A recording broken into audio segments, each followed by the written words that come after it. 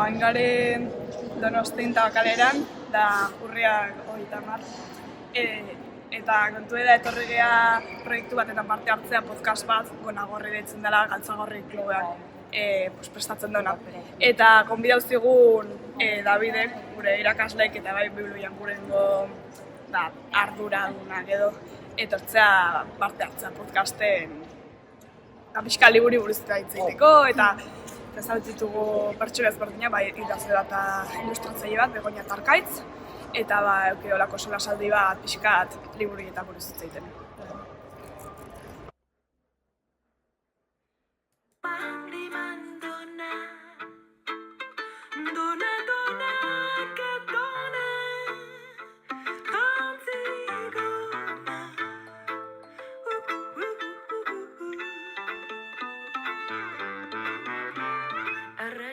Zaizuba, nerian ertza altxatzia, ai, nere grina epaitzia, gerriak entzia, dakiten gutxia, kuskuseatzia, nitaz dezun irudila juzkatzia, batez ere, hile gris jaio herria, ederotasuna, grina adina, batez ere, grina epaitzia.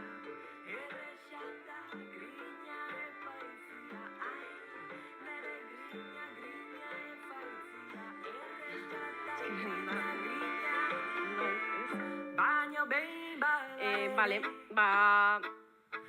nahi dezuenean hasiko gera.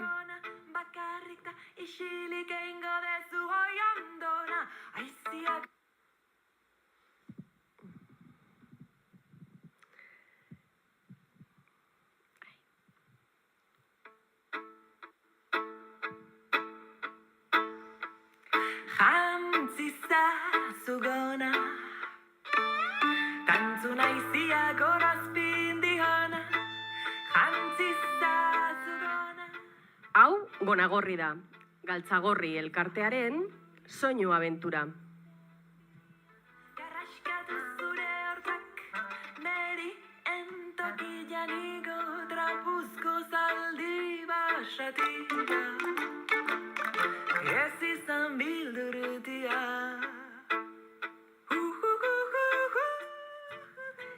Pieza honi zuzenekoa esaten diogu, baina gezurra da. Ez da zuzenekoa, da akonpainatua gaudela gaur. Publikoa daukagula. Gero zuzenean ez dugu emango, grabatua emango dugu. Baina hemen jendearekin gaude, Kutxa Kultur Klubean, eta publikoaz gain, dauzkagu lau hizlari, gurekin batera solasaldian egongo direnak, daukagu aktore bat, eta gomendioa egingo diguten publikoko bi ikasle. Izan ere, publikoko gazte hauek ikasleak dira denak. Eskerrik asko denoi hemen egoteagatik.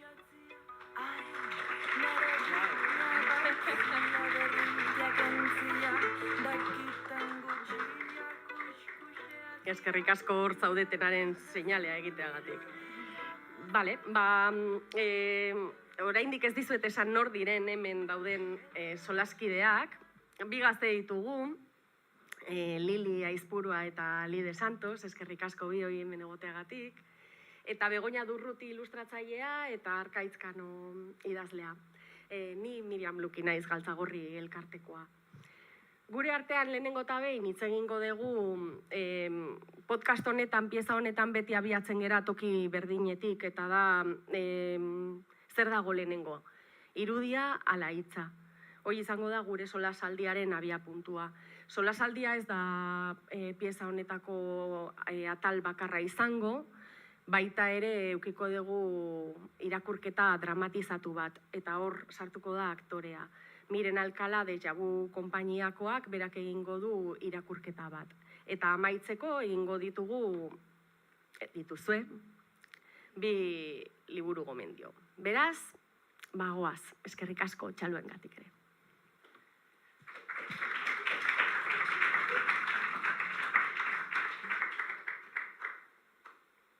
Bale, Esaiazue, nor hasiko da, nahiko nuke Lili edo Lide hastea. Zer dago lehenengo zuentzako? Irudia, ala hitza?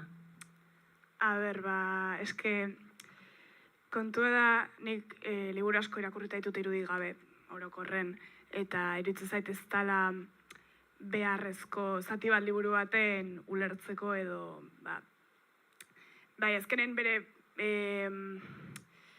liburuk esaten duna ulertzeko ez da beharrezkoa, marrazkeik ukitzea. Egia da laguntzen dola. Ze, ebaita ditut irakurrita komiki edo moduko batzuk hitzik gabe edo hitz oso gutxirekin. Orduan, bai posible da marrazkikin bakarrik liburu bat itea. Orduan, nire ustez da zu bilatzezunan arabera. Azkenen nahi bezu liburu bat, zuk imaginazio asko daukezu edo gustatzen bazaizu pertsonaiak edo zuk nahi duzun bezala imaginatzea, hobeto da marrazkiri gabeko liburu bat. Ze hor, azkenen beldurrezko liburutan adibidez, nire ustez marrazki gabeko hobek die, ze benetan beldurra emate dizuna imaginatzen zut, orduan horrek askoz esperientzia bizigoa iteo azkenen. Irudiak zuk egiten dituzulako. Bai, zure burun asmatzen duzu. Vale. Lide, zuk? A ber, ni más o menos beak esan duena.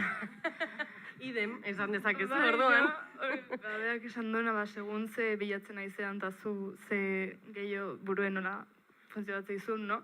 Osea, batzutan norbaitek historia bat kontatzen baizu, aldezu edo beak hitzek bakarrik esaten baizkizu, zu imaginatzen dituzu irudik, no? Baina igual bakarrik erakusti zu argazki bat gertu zena eta baita ulertzen duzu orduan, basikamente hoi, segun ze bilatzen aizean edo. Ze mate zaizu nobeto baita. Igual oso nebali mazea marrazkekin ez ez behar hitzak, edo alrebes. Ados, Begoña, zu ilustratzailea zea, zer diozuzuk? A ber, nibili naiz bilatzen argumentuak neria defenditzeko irudia dela. Baina, gero azkenean gelditu naiz, 50-50. Tartako kontatuko dut, nire haurtzaroko bi esperientzia eta, bueno, igual literaturakin nire lehenbiziko edo oroimen potentenak. Eta bata heldu da hitzetik eta bertzea heldu da irudietatik. Orduan, bueno, ni herri txiki batekoa naiz, gure eskola txikia zen, erderaz ikasten genuen, eta hezkuntza, bueno, heziketa erlijiosoa zen. Eta, bueno, garai hartan, gure irakaslea zen Doña Petra. Doña Petra zen, mazteki xar bat, ezin zituela 70 urte bederen, bazuen moño bat, beltzez joaten zen, gu baginuen eskola, bai, da, zuek imaginatzeko nola zen egoera polita da. Eskolan bazen, ez genuen kalefazio hori, zen estufa bat gehonek pizten ginuena, eta estufaren ondoan egoten zen Luziana zela mazteki xar bat, Doña Petraren aizpa. Eta Doña Petrak atxaldero, ez dakit, baino maiz, irakurtzen zituen Bibliako pasarteak. Irakurtzen zuen zoragarri. Eta, bueno, Bibliako pasarte horiek dire mundialak. Ez? Eta horiek, pasarte horiek berari entzun zein ongi irakurtzen zuen, nire irudipena gaten zen zazin oraino, ez dakin oraino. Ez? Orduan alde batetik dut hoi, ez? Berak, irakurritakoa nire barnean ze irudiak sortzen zituen eta ni ze mundu fantastikoa sortzen nuen hor. Eta gero bertzaldetik dut, gure txera jagatzen ziren, haunitz, Brugerako komikiak nire Iruñeko lengusuek ekarriek, eta ziren, bueno, nik buruan tuztenakola, pues, el jabato, el cosario de hierro, eta hor ziren abenturak nik ez nituen irakurtzen, irakurtzeko txikian itzen. Seguro nago, entretenitzen itzela gehiago ikusten, eta ikusten nuen horrekin nire historia sortzen dituen. Eta gaur egun, oino, itxasuan sartzen nahi zelek, eta barnat sartzen balima naiz, imaginatzen dut, olagarro gigante bat, seguro nagola, hortik heldu dela. Orduen, bi gauzak, irudiak sortzen duten ere barnean, irudiak eta emozioak, zehoi da bertze gauz bat. Azkenean literatura emozioa da, eta emozioak ez bada barnean sortzen, ez dago zaletzeik, ez deus. Orduen, 50-50. Eta aski, hiltzen ez. Eskerrik asko, Begoña. Dengarkaitz, zure txanda. Bueno, nik uste dut baita ere oso ondo azaldu dute, ez da. Hor, elkarrekin daukaten harremana da. Hau da, ez dio zaiotela bintzat hitzek eta irudiek elkarri enbarazu egin. Batzuetan hitza da, abia puntua, beste batzuetan irudia da. Baina irudia dagoenean, hitzera eramaten zaitu. Hau da, bisonte bat ikusten badugu kobazuelo batean, azten gara pentsatzen, eta pentsatzen dugu hizkuntzarekin bisonte hori zergatik eta nork eta nola margotu zuen, eta azten gara pentsatzen ze historio zegoen bisonte horren atzean. Eta hor ja hizkuntza sartzen da ala beharrez. Beste batzuetan alderantziz da, hizkuntzak irudiak sortzen dute gure irudimenean, ez?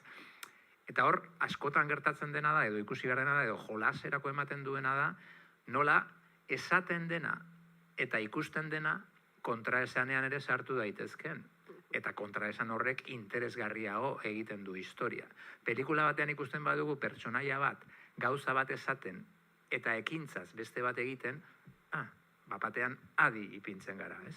Orduan, aipatu den bezala irudimena piztea kontua. Eta irudimen hori pizteko idazle baten edo marrazkilari baten bizitzan uste dut, edo bere zereginean, gure ofizioan, garrantzitsuena irudimena da, baina ez gure irudimena, idazlearen edo marrazkilaren irudimena, baizik eta irakurlearen irudimena, horrekin jokatu behar da, ez?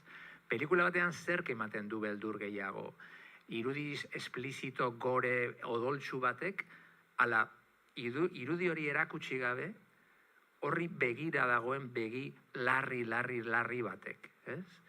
Asko gogoan dugu zinemako irudi hori nun behatxulo batetik dagoen norbait begira, begia zabalik zain guztiak ikusten zaizkiola, eta urduri, eta ez dugu ikusten zer ari den pertsona hori ikusten, baina guk eraikitzen dugu irudi hori gure buruan. Eta horrek askoz ere efektu sakonagoa sortzen du ikusiko bagenu baino. Orduan, kontua da, aldiero, kontestu bakoitzean ikustea zer den eraginkorrago. Eta biekin lanean ari bagara, marrazkilari zein idazle, nola bi hoiek elkartuta, elkar lagundu dezaketen efektu hori areagotzeko. Emozioengatik, ezta? Begoñak aipatu du emozioa, orduan esplizitua ez dan hori, iradokitzen dan horrek ematen du emozioetara jotzeko aukera, ez? Bueno, behin orduan irudiak eta hitzak mahai gainean dauzkagun, interesatzen zaigu entzutea zuek, zer daukazuen esateko besteak beste, kontatu diguzuelako honezkero irakurtzea gustatzen zaizuela, bakoitzak bere moduan irakurtzeko molderik ez dago, pertsonak beste, esango nuke. Orduan, igual kontatu bakoitzaren irakurtzeko moldea, intermitentziak, idaztearekin ere, agian irakurtzea eta idaztea batzutan izan daitezke, ez? Txanpon berberaren, eta idaztea esaten degunean ematen du ez idaztea, egunero idaztea ere, bada, ez? Beraz, Lide, kontatuko? Bueno, ni adibidez, kontu da, ni gustatzen zait gauen irakurtzea, beti, hogera juna horretik, ze asko kostatzen zait lokartzea, orduan, bueno, edo oso aspergarri bada liburu, lokarrara ziten hau, behintzat, ito pixka nire burue despejau edo garbitu. Baina, egia da, nik ez dauketola idazteko itura asko, ekizait asko gustatzen idaztea, kiston, aspertu iten naiz, normalen. Baina bai sortze ditut askotan historiok nire burun pertsona ezberdinekin eta hola, eta marraztea ere gustatzen zait. Orduan askotan pentsau izan dut komikik edo saia izan nahi ziten, baina kiston energia eskatzi eta momentu honetan adibidez hau asko marrazten, ze ez dakitan urtaro aldaketa gatiko ze, baina ez nahu marrazteko modun. Baina beste askotan bai izan ditut nire histerio txikiko, motxak normalen, eta noiz bai gustoko zaiten olako proiektu dezente bat izea. Baina azkenen normalen gauan irakurtzet, orokorren. Eta historia batek zer behar duzu harrapatzeko, zer eskatzen diozu liburu bati, agian batzutan da aspertzea lokartzeko, baina hori esan dezu, beste zerbait kontatu.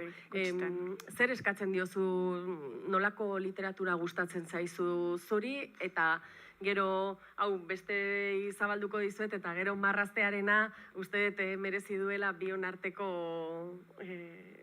itztruke bat egitea, ez? Baina pauso esaiazu. Bueno, azkenen ni pixka denetik irakurtzet, ez dauketola, ez nago genero baten bakarrik sartuta. Nire guraso betianik jarri diate irakurtzeko aukera pilo bat, etxen liburu pilo ditut, orduan betianik irakurri izan ditut. Bueno, komikikin hasi nintzen, egia ni beti iruditu izan zait, komikik diela irakurtzen hasteko oso modu hon bat, normalen dilako arinagok bezala, ez beti.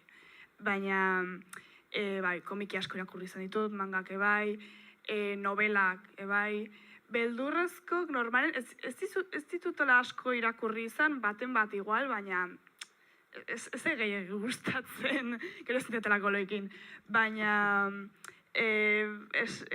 zientzia fikziozko liburuk, baina orokorren, normalen, historio bat kontatzen nahi bazait, ez bada, liburu zientifiko bat, olako zerbait, gauza bat asko eskertzetena da, ez espero izatea nola bukatu ardan.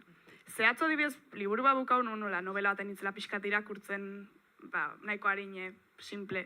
Eta enun asko espero novela hortatik, ze... Ja ikusten nun, ez ala izan beharrola zerbait betiako gogorauko nuna, baina eski asmatu inun bukaera. Eta nik eski horre asko frustratzeit.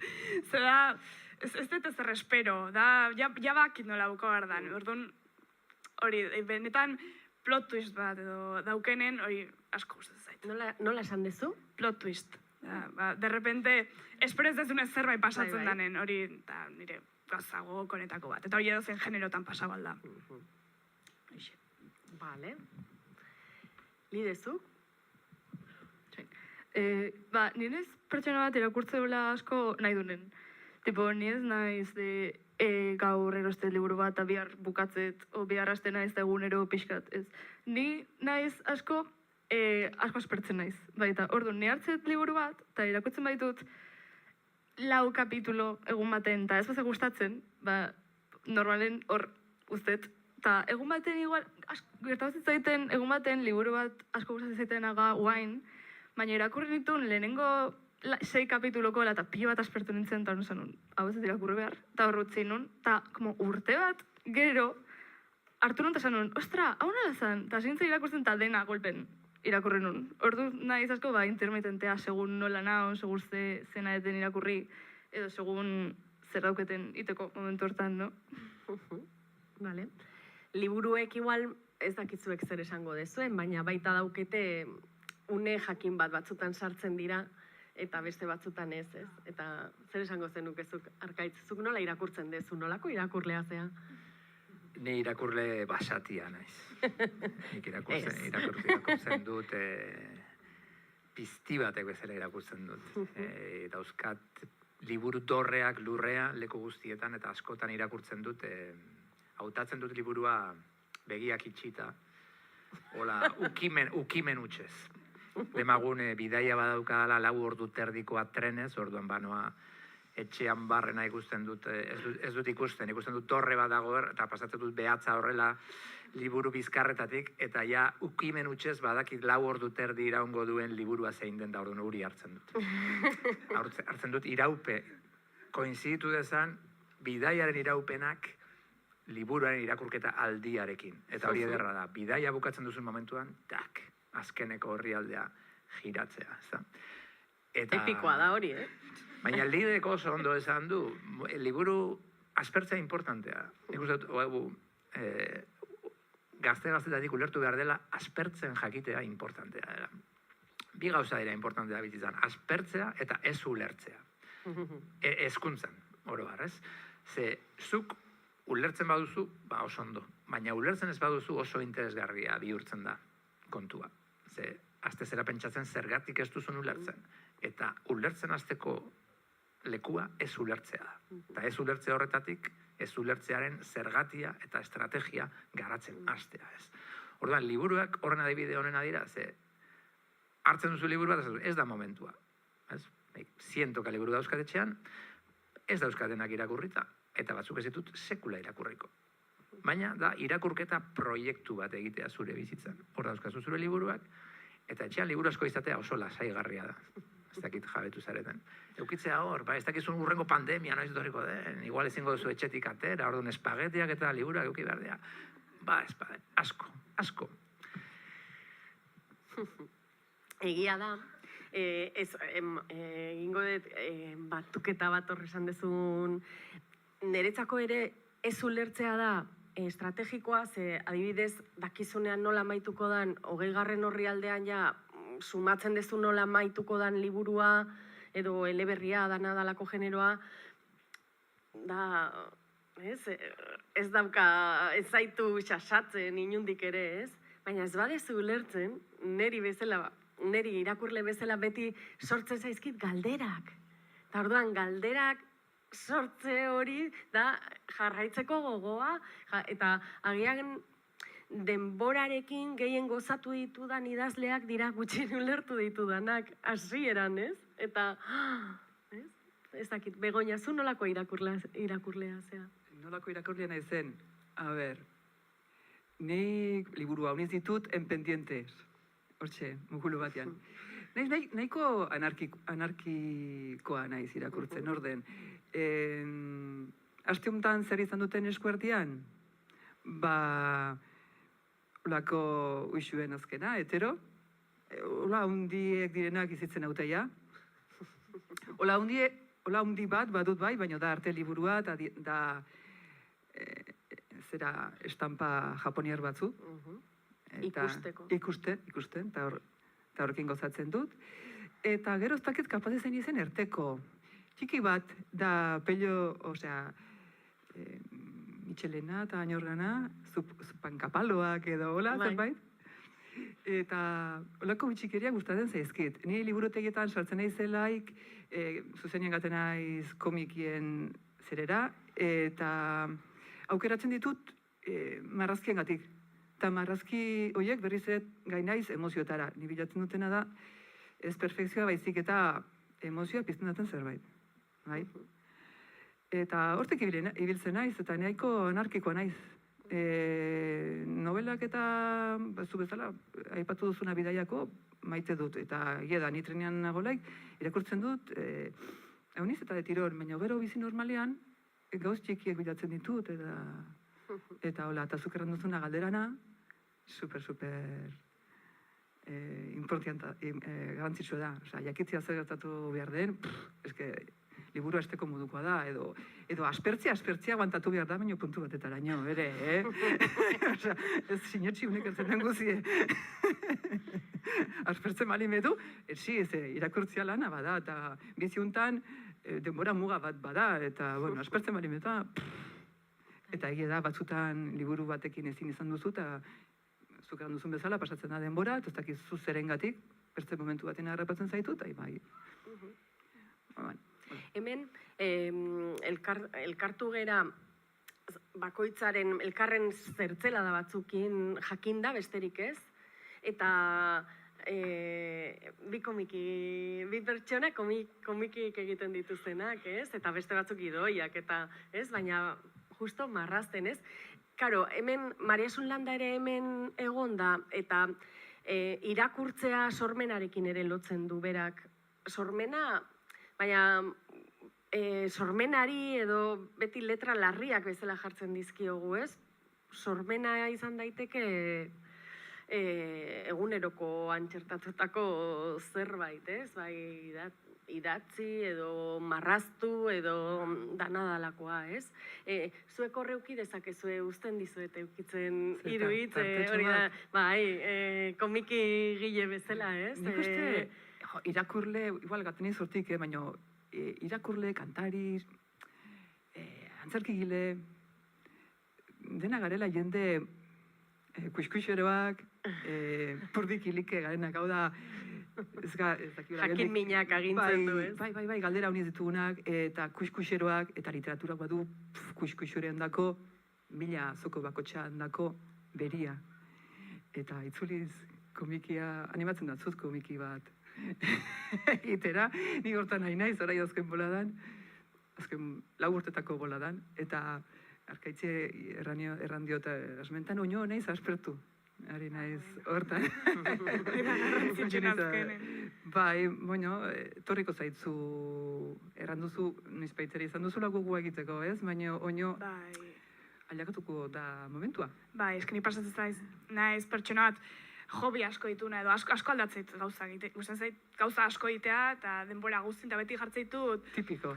proiektu oso handik, adibidez, krotxet o gantxillo da beste gauza ditetena, de hecho aurten ikasi etena, eta beti pasatzen zait, ikastet, eta esatet, bueno, nahiko ona naiz, eta beti jartzet olako marka bat o helburu bat, baina beti da super urruti bezala, adibidez esaten unik, manta bat ingoet. Como no, manta bat ingoet, baina, claro, ostras, manta bat. Behar nitun, itea olako karratutxo batzuk, 183. Eta inditut 9, urte baten.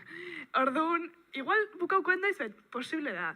Baina hori da pixka beldurra emateitena komikikin, ze esateet, nik ideiak eta ja burun ditut. Eta bakit marrazkik edan olain, eta baina, behar dut energia hori eta hasi barra naiz. Ez dituzu aldiero 4 urte behar, Ja. Aldire gauz jaburrak ere, eta ez olako... Hemen, denetik bada, balio badizu, ze gustatzaigu belaunaldiak elkartzea, uste degulako, nik behintzat, nire adinetik zuek esateko daukezuena, iruditzen zait, horrela egiten zaizkit rodarirenak bezala zan idazle zoragarri bat, berdeak bihurtu eta pilo bat handitu entzuteko, gustatzen zait entzutea esateko daukazuena, baina iruditzen zait zuentzako ere interesantea dela entzutea guk esperientzia daukagulako gehiago, hori da urtek ematen dutena, eta nik esango dizut, mantaren proiektua da, kasi bizitza oso bateko proiektua. Baina egiten baldin krotxeta egiten ikasten baldin badezu, eta erabakitzen dezu egitea karratu bat edo ez dakite, zerbait mantel txiki bat, hori beteko dezula. Eta komikiarekin ere, erabakitzen baldin badezu gauza, niri behintzat, uste dut hori adinarekin ikasten den zerbait, bestela frustrazioa oso handia da. Edo irakurtzen hasi nahi baldin badezu, agian ezintzea hasi oso gauza gigante batetik, ez?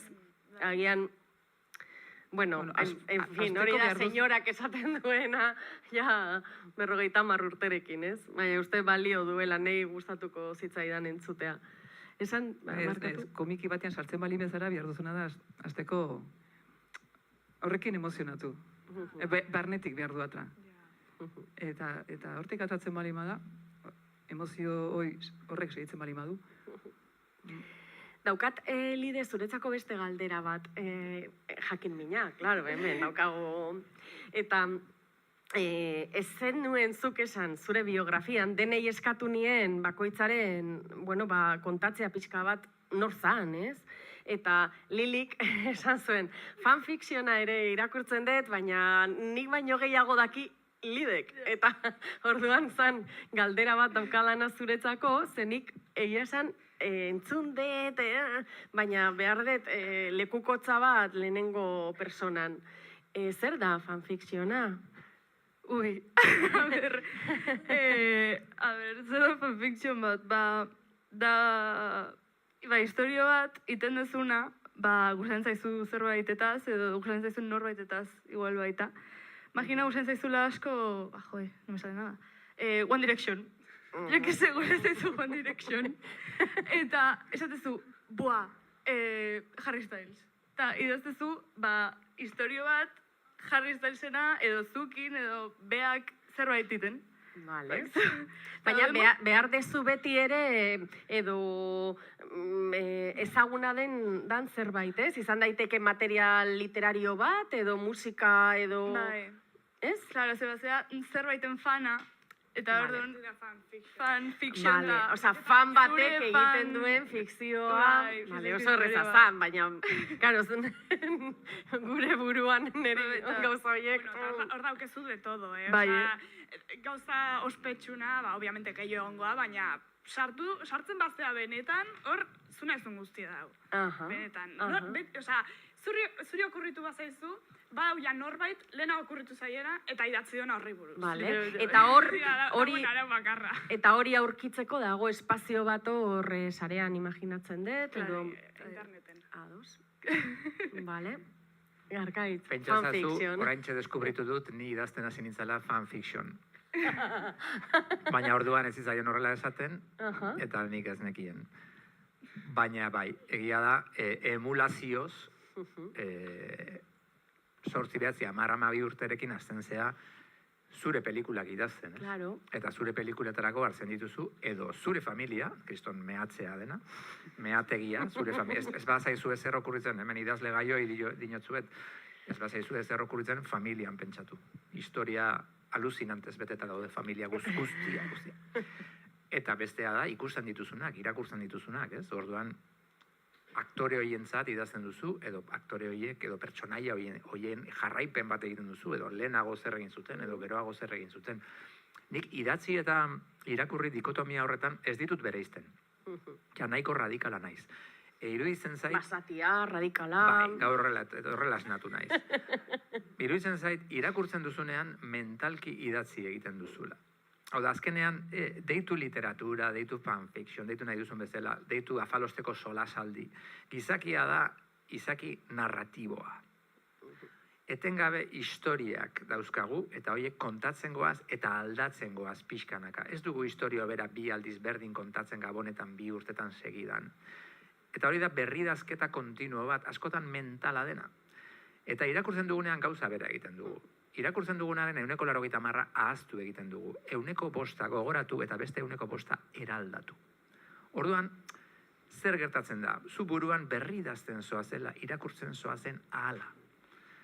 Beraz, idazle bat da hori pantailara eramaten duen norbait, baina berez, narratzearen kontu hori, homo narratibo izate hori deno daukagun zerbait da. Naiz eta lerro bat ez idatzi.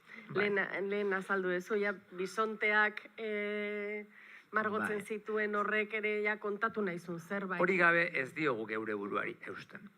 Ja, badago, ez dakit oso zientifikoa den, baina uste dut bai ez, galdetu zioten neurozirujau bati behin, edo neurozientifikoa ez dakit zertzen, zergatik emakumezkoak bizitzen dira urte gehiago, oroar.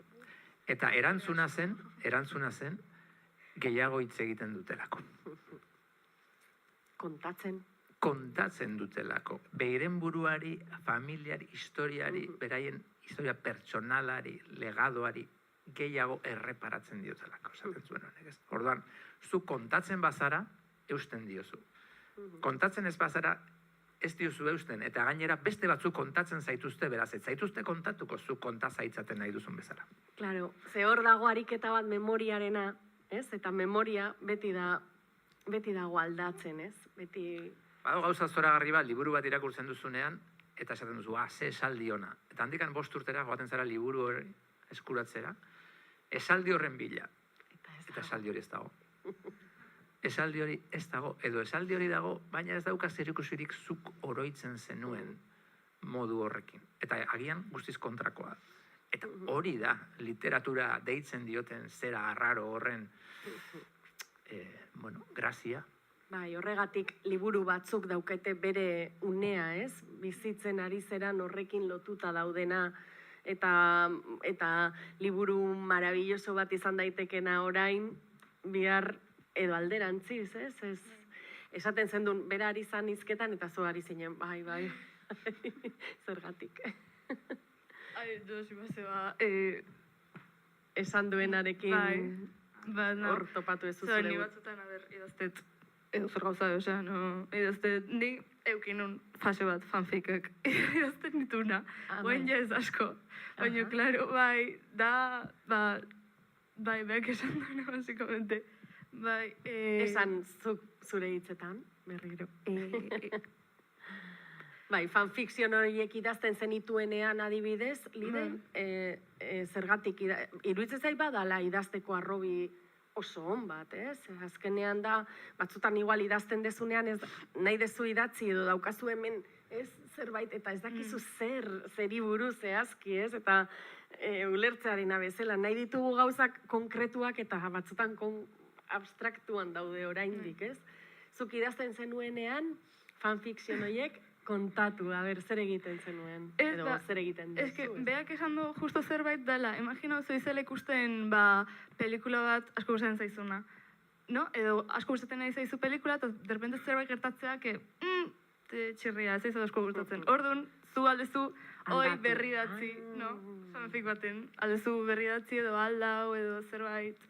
Horregatik, hoi asko, beak esan duena, keda asko ikusi, ikasi eta aldau, no? Ze ondo, eta liburuekin ere gertatzen zaizu, liburu bat irakurtzen ari zeranean, edo zuri adibidez, ez, lehen esan dezula, jo, amaiera nekien hori... Justo aurreko egunen esan nire amai, eske badakit, hau Nola dala. nahi. Osea, bakit hola buka bar dela, eta efectivamente urrengo gauan irakurri eta, no seke, eta ni, jo, anekin Oso frustrantea da hori. No me digas. Ja. Idazle bezala ere batzutan bukaeran gertatzen denean, bai, ados nago dela oso frustrantea, baina batzuetan irakurleari edo telesaietan askotan gertatzen da, ez? Ikusleari eman behartzaio espero duena tarteka. Ze horrela ikusleak ere, ikusentzulea pentsatzen du, ze listoa nahi zen. Banekien hau gertatuko zela. Orduan, telesail gehienak oinarritzen dira bi vektoreetan. Eta pelikulak, beti dago zerbait, pertsonaiak badakiena eta zuk ez. Eta alderantziz, beti dago zerbait, ikusentzuleak badakiena eta pertsonaiak ez. Eta horan, bigarren horrek sentiarazten dizu nolabaiteko kontrola historiarekiko. Ez da, koitauan, ez zaitez ba horrekin joan, ez dakizu, zer egiten ari den, zure bizkar, eta ba. Badakizulako zerbait, eta arkez. Baina, ojo, ongi egin badin badago fikzio hori, ziur badagoela pertsonaia horrek zerbait dakiena, eta zuk ez dakizuna. Bai, ez da, ere, liburuen irakurtzen ondo pasadet. Ez dut esaten, a ber, en un espero ez da kiston historia edo izatea, dau pixkate bai, a ber, ni bakit historia folkloriko baten o dauela basauta ze garbi ikustea, bai, baina alatari ondo pasadet irakurtzen. Interesante egin zait, eta pertsonaia principala zait iruditu oso irritantea, zen asko molestatzeit, batzutan pasatzea, eta eske ezin dut irakurri, hola. Ez dut ezten, zerbait dituela oso gaizkita esaten, jo, benetako bizitzan nien enuka honekin itzeingo, ez. Irritantea garen, ezin dutenen bere ahotsa ezin dutenen irakurri itzeiten bako. Bueno, bere ahotsa entzun, Bai, esan behar zen duen, eta bai. agian irakurtzen degunean hori ere, begira, ez? Zentzumenak ere martxan jartzen ditugu, eta agian gure bista eta irudiena hortiz etorren, ez? Bista daukagu oso estimulatuta, ez? Gehiegi, agian ez ikusi arte, ze paradogikoa, baina agian ez ikusi arte, ez? Eta beste zentzumen batzuk, dauzkagu lozorroan bezala, baina begira, irakurtzen zer diren gauzak, ahotsak entzun ditzakegu, usaindu ere, eta zen importanteak diren literaturan, ez? Usainak edo zaratak, ez? Bildurra adibidez eragiteko, edo, ez? Bueno, bai. Eta beste galdera badaukat, amaitzen juteko ja, eta da, interesatzen zait baita ere, zuen irakurketa hemen euskeraz ari gera. Baina, ze hizkuntzatan irakurtzen dezue? Guretzako zeate, nahi dugu ia dena jakin zuetaz, irakurle bezala. Orduan, ze hizkuntzatan euskeraz irakurtzen dezue?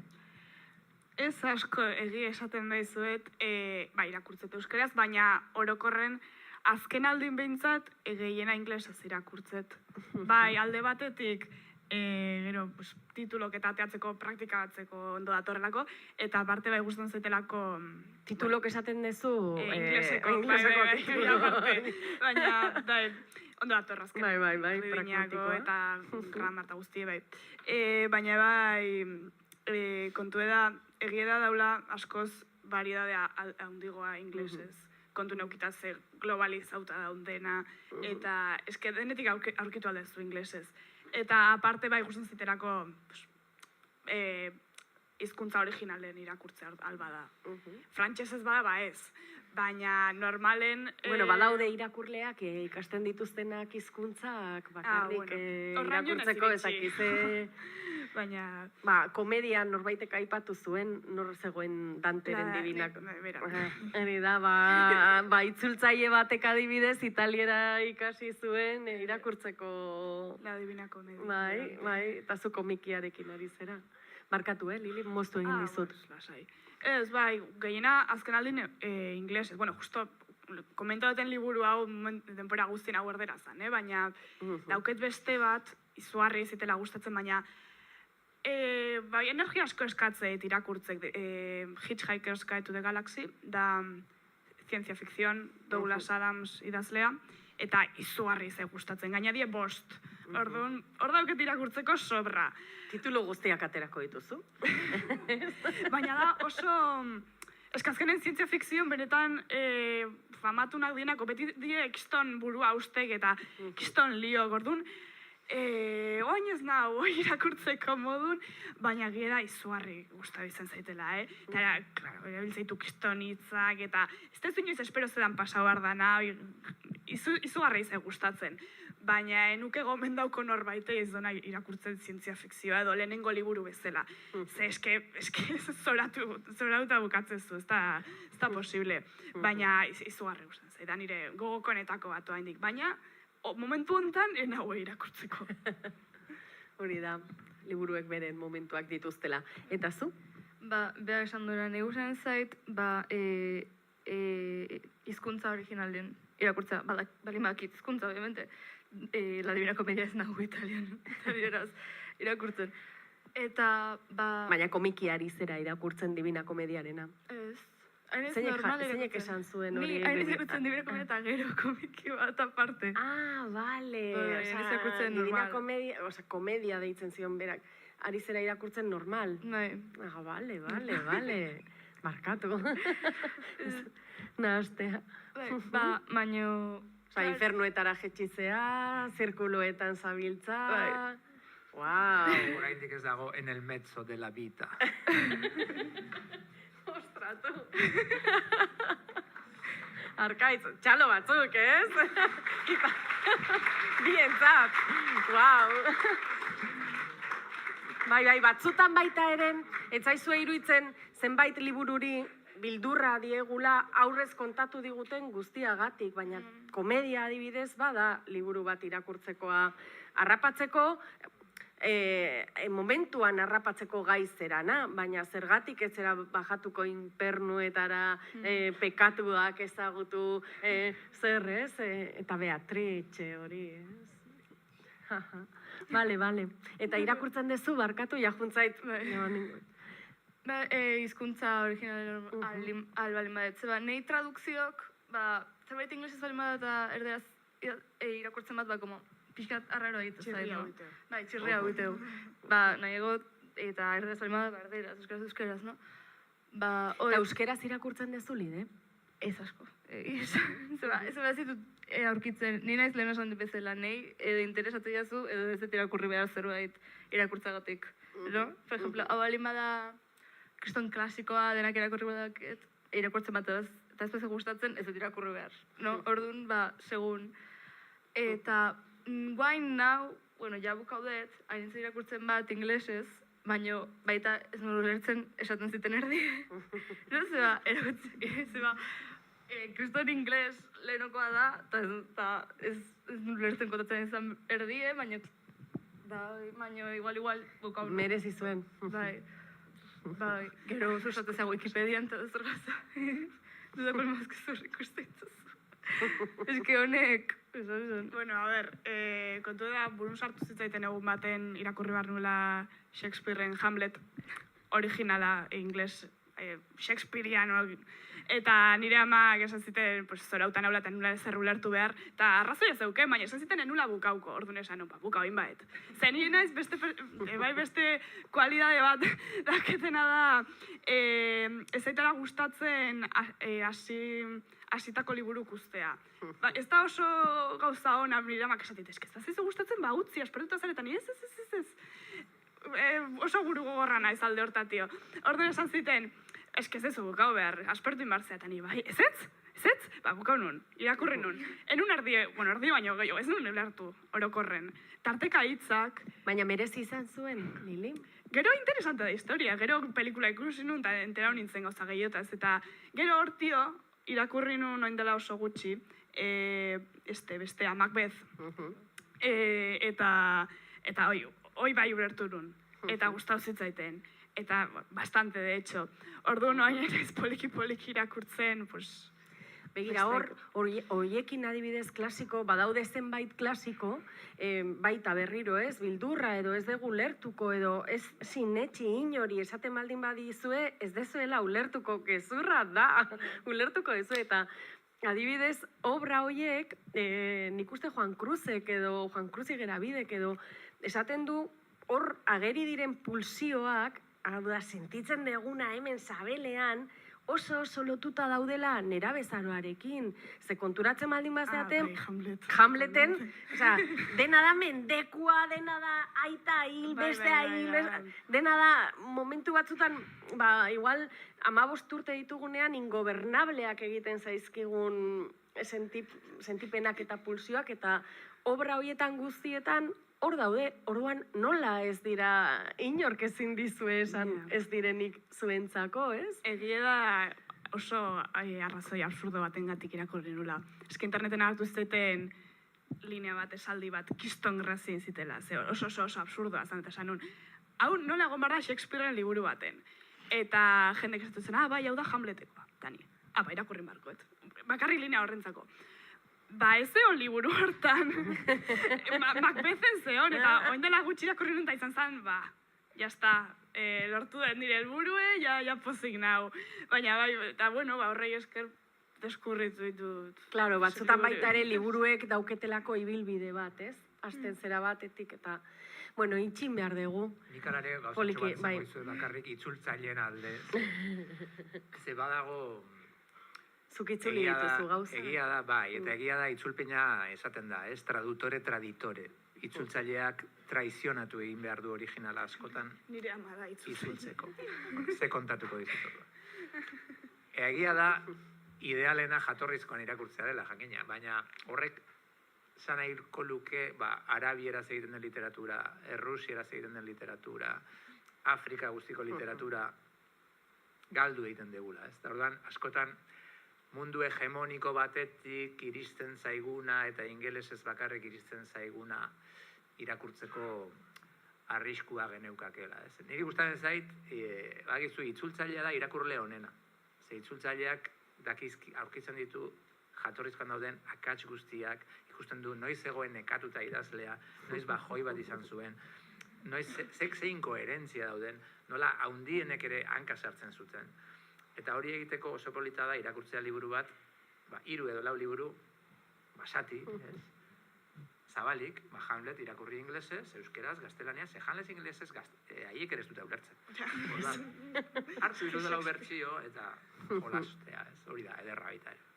Ze ondo egin dezula nabardura hori, ze bestela zuei entzun da, zati batean itzulpen lan hori, azkenean dala, itzultzaile honak egiten du, hizkuntza horren mundura ekarri, ez?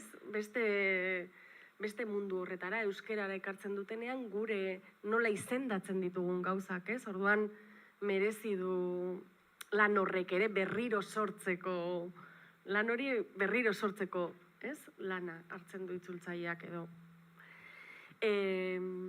Itxiko dugu, bai, aktoreari, ipuin kontalariari tokia uzteko, zuen gomendioak entzuteko, esan zerbait amaitzeko bakoitzak, Begoña.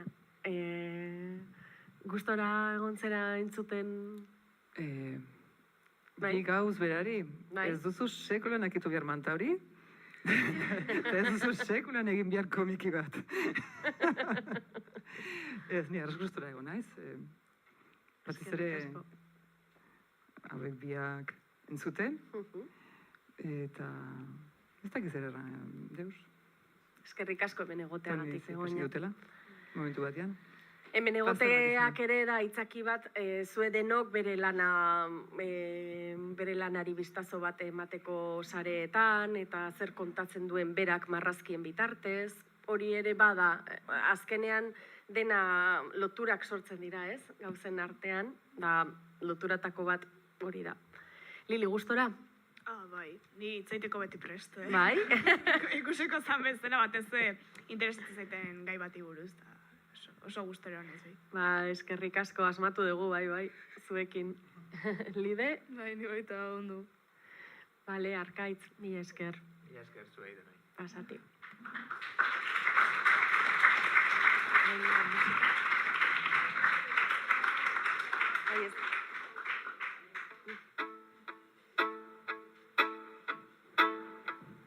Jantzisa zugona, tantzu naizia gorazpin dihona. Jantzisa... Bueno, banik irakurriko dizuet Eider eta Arrate Rodriguezen Oilasko Hegalak.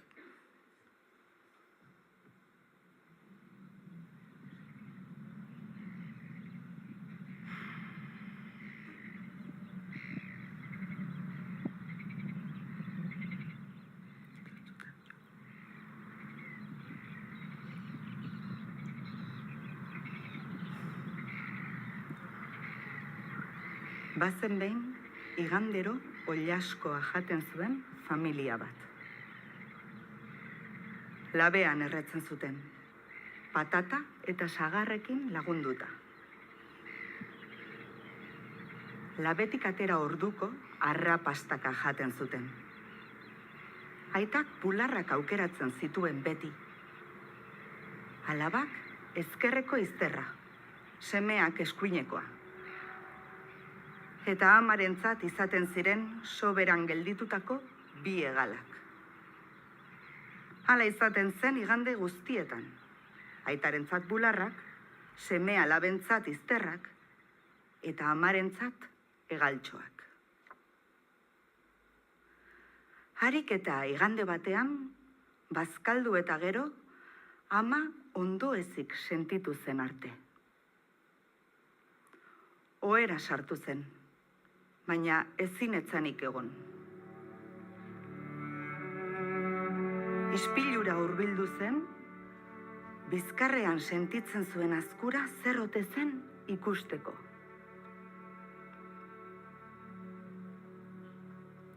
Kotoi itxurako bi pilotatxo zituen.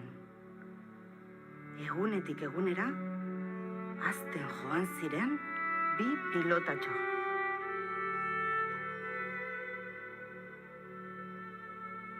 Hurrengo igandean, esnatu bezain pronto, ispilura joan zen.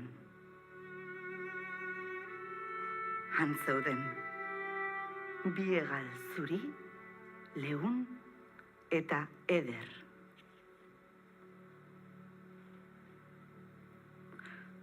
Hasieran izutu egin zen, baina astindu zitzakeela ohartu zenean, oilaskoa labean sartu, arropa erosoa jantzi, eta bitan pentsatu gabe, hegan atera zen.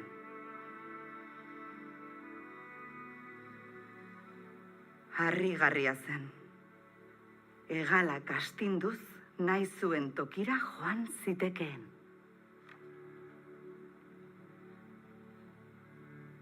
Alabama, Granada, La Habana, Osaka, Kamtxaka, Jakarta, Kinshasa, Astigarraga.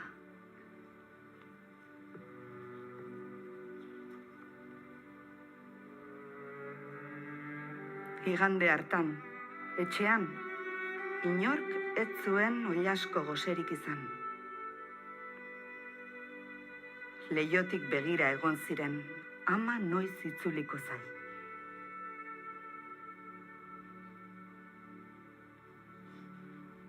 Bitartean, ama mundua korritzen ari zen bere bi hegaltxoekin.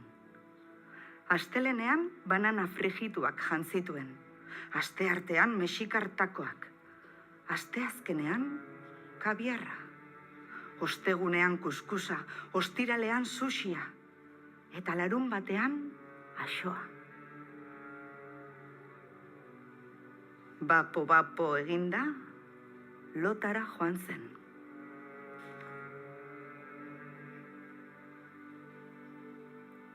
Igande goizean, baina, usai goxo batek esnatu zuen.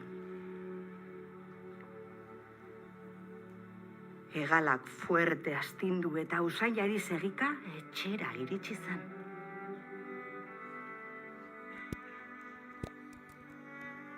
Han ziren guztiak, mailaren bueltan, hasigabeko oilaskoari begira.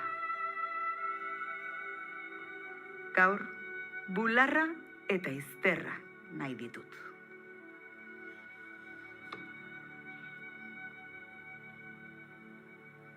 Igande hartan, mundu zabalean ikusitakoak kontatu zizkien amak. Inoiz baino zapore biziago ez zuen, oilaskoa jaten zuen bitartean.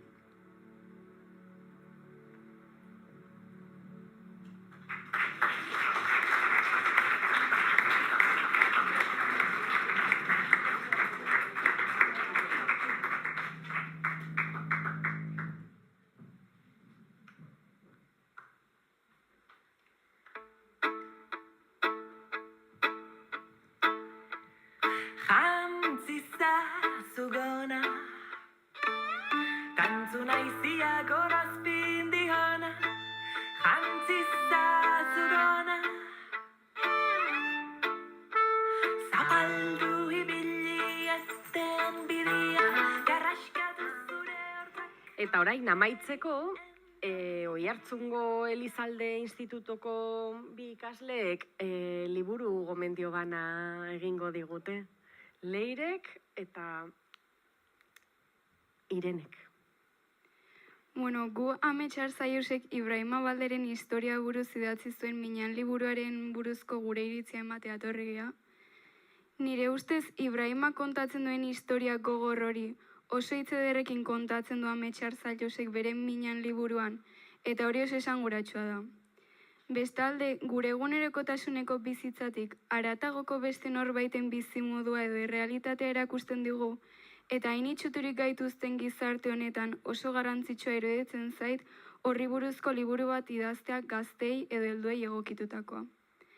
Gainera, duela 2 egun antzerkia ikusteko privilegioa eduki genuen Oiartzunen, eta izugarri gustatu zitzaigun, bai aktoren antzezpena eta baita ikusentzunezko guztiak, historia horinagoa eta divertigarroa egiten zutelako. Nabari da antzezlan horren atzetik lan handia eta bikaina dagoela, dudarik gabe. Eta horregatik aukera baduzue behintzat, liburua irakurri baduzue, naiz irakurri ez baduzue, antzerkia gomendatuko genizueke, eta noski, liburua ere, batez ere irakurle gaztei. Ados nago Irenek esan duenarekin, historia gogorra da, eta ez da historia berezi bat. Hau egunero gertatzen da, milaka pertsonen egoera da. Hau irakurtzean konturatu gara guk bizimodua erresa eduki dugula, eta hau apreziatu behar dugula.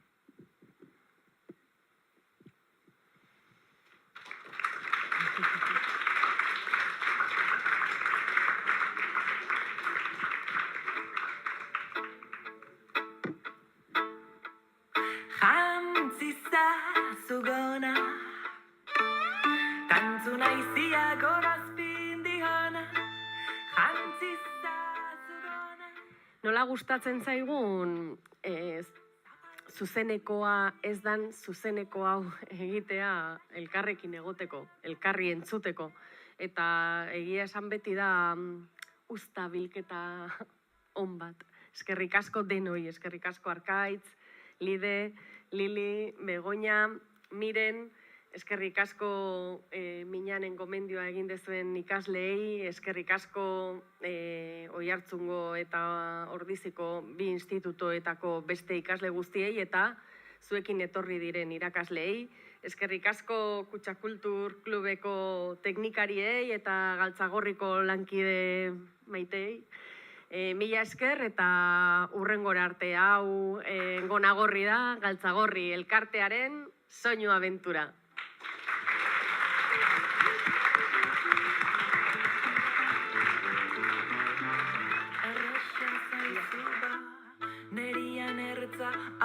bilatzia, ai, nere grina epaitzia, gerriak entzia, dakiten gutxia, kuskuseatzia, nitaz dezun irudia juzkatzia, batez ere hile gris jaio berria, ederotasuna, grina adina, batez ere grina epaitzia, errexata grina epaitzia, ai. Oso ondo junda, no? Ondo itzen dugu orten zeon giroa bastante hona zan, eta guain bastante ondo nago. Bai, Bai, bastante ondo gaude. oso esperientzia positiba izan da. Bai. Errepeko, bueno,